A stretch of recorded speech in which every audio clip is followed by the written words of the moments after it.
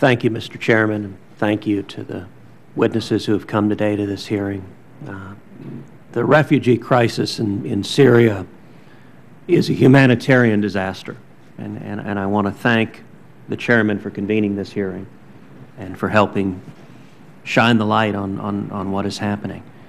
I'm the son of a refugee from Cuba who fled oppression, and to the refugees who've come here today, let me say welcome.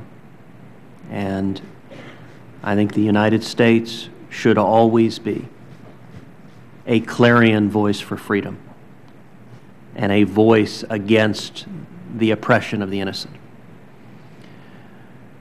Given what is happening in Syria, the United States is rightly participating in the relief efforts there. And I think it is critical that we need to that our aid be dispensed in a way that is consistent with the vital national security interest of the United States, and in particular with our allies in the region and maintaining stability in the region. In the next few months, we're going to mark the 3rd anniversary of the beginnings of the civil war in Syria, which tragically grinds on with no foreseeable prospect of resolution in the near future. And the humanitarian crisis continues to get worse by the day. Amnesty International estimates that some 2.3 million people have been displaced. 52% of them are children. 1/3 of Syria's population has been forced out of their homes.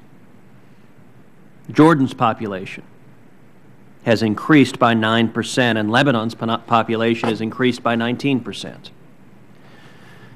This disaster demands the attention of the United States, not only because Americans are and have been traditionally a generous people who have volunteered to step forward with assistance in humanitarian crises, but also because this crisis threatens the stability of some of our key allies, including Jordan, Lebanon, and Israel. Given its fragile political situation, Lebanon is a particular concern. It would be tragic and dangerous if the Iranian-backed Hezbollah militia exploited the humanitarian crisis to gain control of the country. And we should be particularly concerned by recent reports that Hezbollah is smuggling long-range missile systems from Syria into Lebanon, where they could be used to target Israel.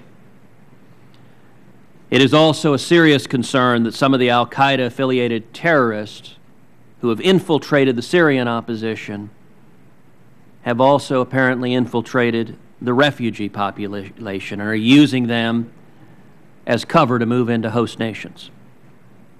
This has obviously been a grave concern to many countries who've been asked to grant additional visas.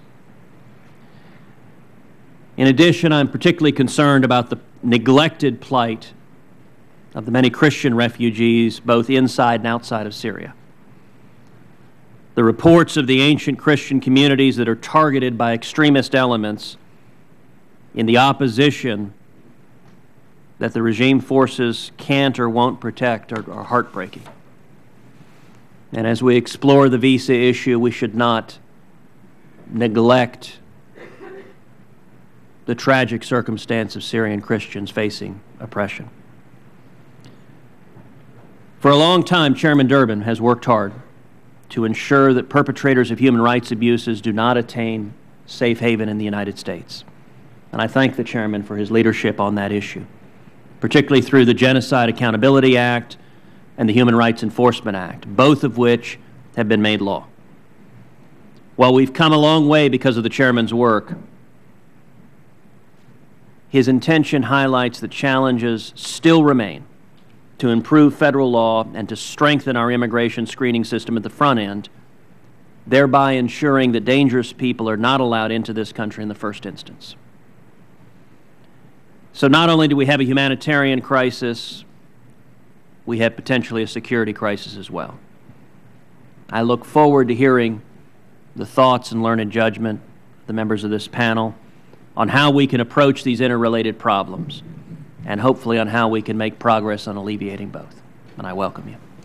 Thanks, Senator Cruz.